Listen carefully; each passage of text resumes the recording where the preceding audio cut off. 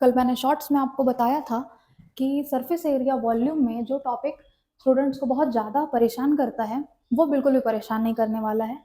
यहाँ पे ऑन और बाई वर्ड का जो पूरा खेल था वो मैंने बहुत ही अच्छे तरीके से क्लियर कर दिया था कि ऑन के पहले जो भी शेप हमें दिया गया है वो, और बाई के पहले जो भी शेप दिया गया, ऑन के पहले हेमिस्फेयर है तो हमेशा हमें समझ जाना कि वो ऊपर में ही जाएगा, ये हमेशा ऊपर में जाएगा। और बाई के पहले जो भी शेप है वो हमेशा चला जाएगा नीचे में। बस हमें ये क्लियर रखना था। तो हमारा जो यहाँ पे स्ट्रक्चर बन जाएगा वो बन जाएगा, हमें बस इसे नीचे में अटैच कर देना था। वैसे ही यहाँ पे जो बोला गया था हेमिस्फेयर वो चला जाएगा इसके टॉप पे। तो इसकी कहानी तो आप बहुत ही अच्छे तरीके से समझ गए होंगे। अब हम इससे रिलेटेड थोड़ा और कॉन्सेप्ट बहुत ही अच्छे तरीके से समझते हैं जिसमें बच्चे बहुत ज़्यादा फंस जाते हैं और एग्जाम में क्वेश्चन छोड़ देने की नौबत आ जाती है। पर अब ऐसा बिल्कुल भी नहीं होने वाला है। आप स्टार्टिंग टू एंड बिल्कुल ज़रूर देखें मेरी वीडियो को। जैसे जो शेप यहाँ पे जो मिक्स फॉर्म पे होता है सॉलिड के, जैसे एक सिलेंडर के ऊपर में हेमिस्फेयर सब माउंट है या फिर सिलेंडर के ऊपर में कोन बना हुआ है, तो इसमें अगर ऐसा पूछा जाए कि आप कर्व सरफेस एरिया बताइए, तो हमें यहाँ पे क्या करना होता है कि सिंपली जो सिलेंडर का एरिया है, सिलेंडर का जो कर्व सरफेस एरिया है उसे ऐड कर देना होता है जो यहाँ पे हमारा हेमिस्फेयर का कर्व सरफेस एरिया है उससे। लेकिन अगर हमें यहाँ पे टोटल सरफेस एरिया पूछ दे तो हम यहाँ पे कंफ्यूज हो जाते हैं कि हम यहाँ पे क्या करें। तो ये जो टोटल सरफेस एरिया पूछा गया रहता है वो सॉलिड का पूछा गया रहता है, पर्टिकुलर किसी शेप का नहीं। तो सॉलिड का टोटल एरिया, दैट मीन्स कि जो भी हमारे आंखों से विजिबल है वो सारा एरिया हमें निकालना है। बीच का, अंदर का जो भी एरिया है उसे हमें इंक्लूड नहीं करना है। जैसे हम यहाँ पे total surface area, that means कि बहुत सारे बच्चे ऐसा समझ लेते हैं कि सिलेंडर का टोटल सरफेस एरिया ले ले, पर उसमें ये वाला जो ऊपर का टॉप है वो इंक्लूड हो जाएगा, पर वो तो कवर है बिल्कुल, वो तो ऊपर से दिख ही नहीं रहा, तो हमें उसे नहीं लेना होता है। इसमें भी हम कर्व सरफेस एरिया को ही ऐड करते हैं, दोनों के सीएसए को ही ऐड कर देते हैं यहाँ पे। चाहे वो कर्व सरफेस एरिया पूछे या फिर आपको कंफ्यूज करने के लिए ऐसा बोल सकता है कि आप सॉलिड का टोटल सरफेस एरिया निकालिए, तब भी हमें दोनों का सीएस से पर्टिकुलर निकाल के ऐड कर देना होता है। फिर अगर वॉल्यूम पूछे तो हम इसमें क्या करते हैं, दोनों का वॉल्यूम निकालकर इसमें एडिशन हो जाता है।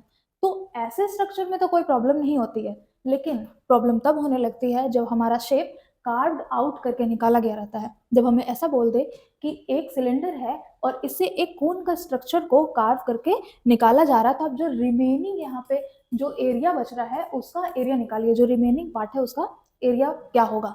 तो हम बच्चे क्या करते हैं कि सिलेंडर का एरिया निकालकर और कोन का एरिया निकालकर दोनों को माइनस कर देते हैं, लेकिन एरिया हमेशा वो होता है जो हमें आंखों से विजिबल दिखाई दे, वो सब एरिया में कंक्लूड हो जाएगा। जैसे आप अज्यूम करिए आप जिस भी रूम में बैठे हुए हैं, उस रूम वो रूम अगर क्यूबॉइड के स्ट्रक्चर का है और उसमें अगर पूरा बालू भर दिया जाए और अगर मैंने ऐसा कहा कि आप उस बालू को निकाल लीजिए, तो क्या आपके रूम का जो स्ट्रक्चर है, क्यूबॉइडल स्ट्रक्चर है, क्या वो शेप ही हट जाएगा?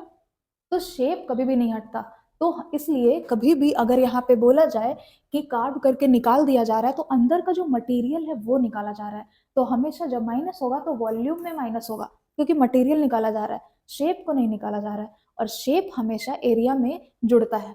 तो हमें यहाँ पर बिल्कुल दोनों का कर्व सरफेस एरिया को निकालकर ऐड कर देना है। जो भी शेप हमें नजर आ रहा है वो सारा का सारा शेप एरिया में ऐड हो जाएगा। Area is all about the shape that are visible.